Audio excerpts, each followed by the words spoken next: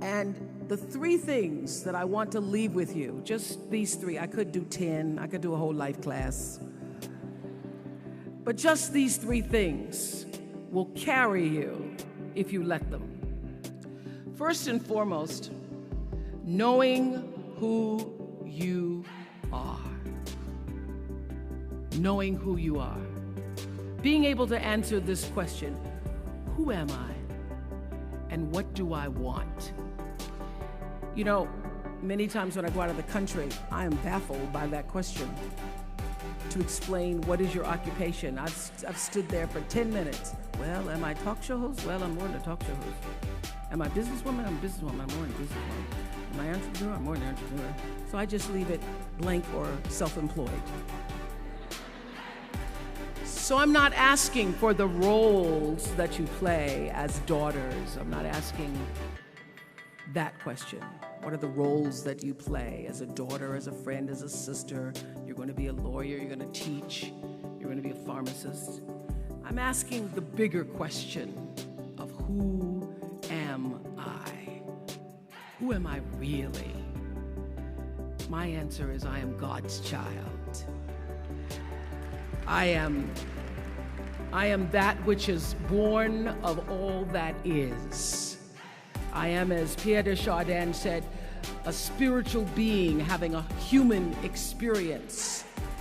Come trailing the breath of the ancestors yet, but trailing the breath of the angels. And understanding that because I am connected to the source of all that is possible for me. That's who I am. And what do I want? I don't want to just be successful in the world. I don't want to just make a mark or have a legacy.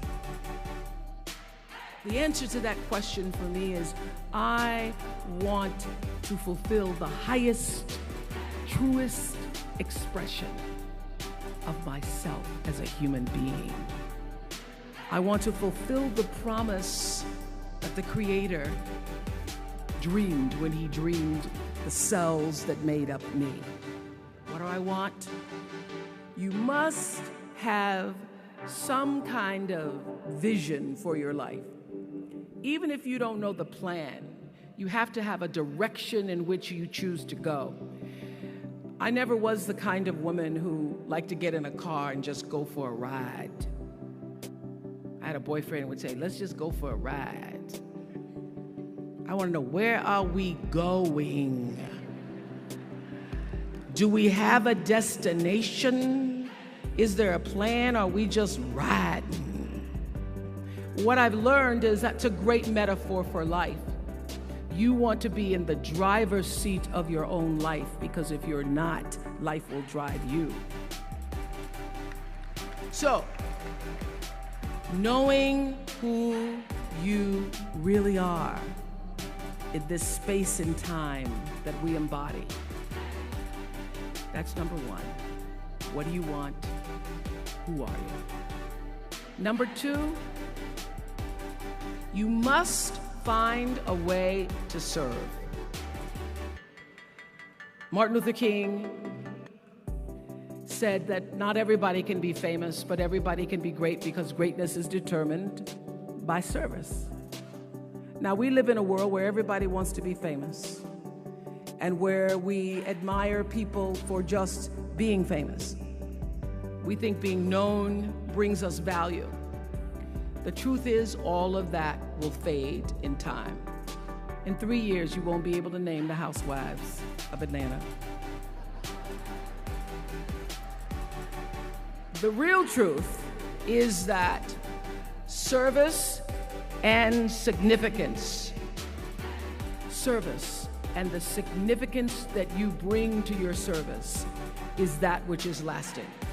So to be able to, whatever your occupation or job or talent or gift is, our honorees today getting doctorate degrees, to apparently opposite fields, HIV and AIDS and the spoken word. But what they have in common is service, using the spoken word in service to community and the world, using your knowledge and information about HIV and AIDS and medicine in service to the world. And if you look at all the most successful people in the world, whether they know it or not, they have that paradigm of service. Everybody's talking about Mark Zuckerberg and IPO. Service. Jay-Z rapping. Service. Through the word, to people, through song. For many years, I was really just happy to be on TV, and people would stop and say, "Oh, you on TV?" "Yeah, I'm on TV. I like being on TV. It's a nice job." And it was about the time that I received my honorary doctorate from Spelman around 1993. So I don't know if that had something to do with it. I thought of myself as Dr. Winfrey. That I went back and I took a long look at what it was I was doing on TV and made a decision that I was no longer going to just be on TV, but I was going to use TV as a platform, as a force for good, and not be used by TV. And I will tell you, my decision to make that significant change in the way I operated on television, using television as a service, changed my career exponentially. Service through medicine, service through art, using whatever it is you produce, your product, as a way of giving back to the world. When you shift the paradigm of whatever it is you choose to do to service, and you bring significance to that, success will, I promise you, follow you. Service and significance equals success. That's number 2. Number 3, it's so simple, but so hard to do. Always do the right thing. Always.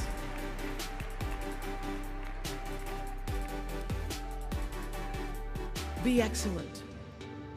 People notice. Think of how you notice. You go to Taco Bell, somebody gives you an extra napkin and some sauce. You notice. You want to go back to that person, because even at Taco Bell, excellence shows itself. Be excellent. Let excellence be your brand. Everybody talks about building a brand. I never even knew what that was. When people say, "You're a brand," I would say, "No, I'm just Oprah."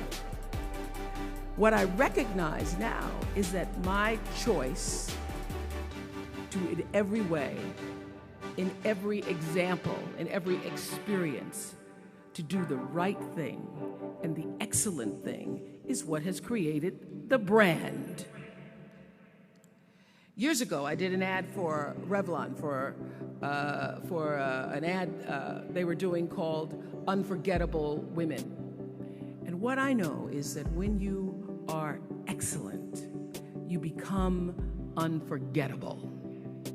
People remember you. You stand out. Regardless of what it is, you become an unforgettable woman. And that is what we all want. We want to be unforgettable and not forgettable. So doing the right thing, even when nobody knows you're doing the right thing, will always bring the right thing to you. I promise you that. Why? Because the third law of motion is always at work. For every action, there's an equal and opposite reaction. That is so true in all of our lives. That's what Newton said. Celia in The Color Purple said it. Everything you even try to do to me, already done to you. Everything you even try to do to me, already done to you. So you don't have to worry about revenge or getting back at somebody, making sure they pay.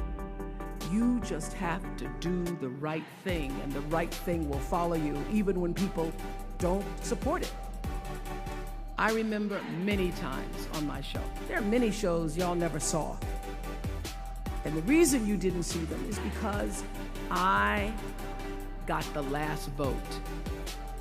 And I remember 2010, my team, hardest working team in television, had done this interview with a woman who turns out she was a Sunday school teacher by day and a sex addict at night. Ooh. And they were like, you won't believe it. We got her going out, and we got her with the men, and we get to show her, and she was willing to show us everything. I sat down with a woman for an interview that was taped. And during the process of the interview, I said, why are you doing this? And she said, oh, I want to help people. I want to tell my story, and I want to help people. I said, do you have children? She says, yes, I have a 10-year-old son. I knew right then, this is never going to see the light of day. So we got off the air, and I said to the lady, we are not going to air that show. And she said, why? My producer said, why? She knew she was being filmed. She knew what she was saying. She knows what I said, because her son will never get over it. Her son will never get over it. And it's not worth a rating point to me. Not worth a rating point to me to know that there's a 10-year-old boy who's destroyed because his mother went on the Oprah Winfrey show and told all her business. You do the right thing, even when other people think it may not be. And oftentimes, when you make a decision to do the right thing, immediately you're faced with doubt. Was that the right thing? Was that the right decision? I don't know, was that the right thing? You always know it's the right thing, when in the end, there is peace. You are rewarded by peace in knowing that you did the right thing. The most important thing I have come to know in doing the right thing and making the right choices is understanding what we talked about yesterday. All of you leaving here have the potential for enormous success.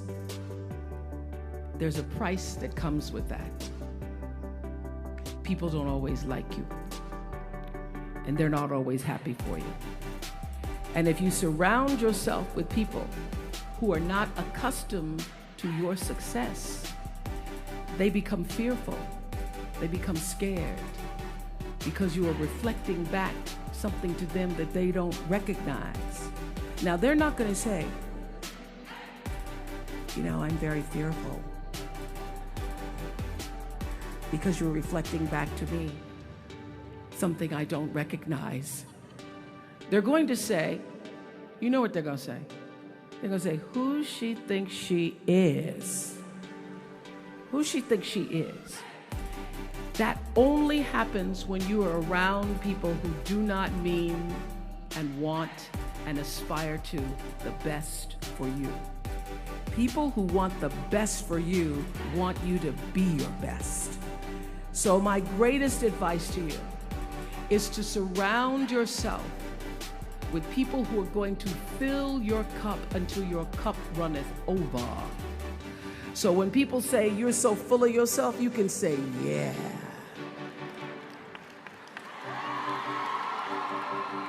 Yes, I'm full. I'm so full, my cup runneth over. And to know that once your cup runneth over, you cannot spend your life with your gallon-size offerings, offering them to pint-sized people.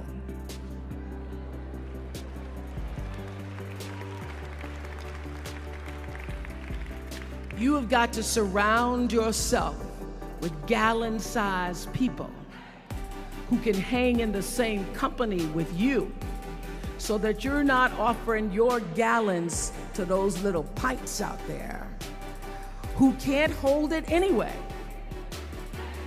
Choice to change the world. I love that song. I love hearing you all sing that song. And what I know for sure is that the biggest choices begin and end with you, your internal big questions. Who do I want to be in the world? My relationship to source energy, to all that is God.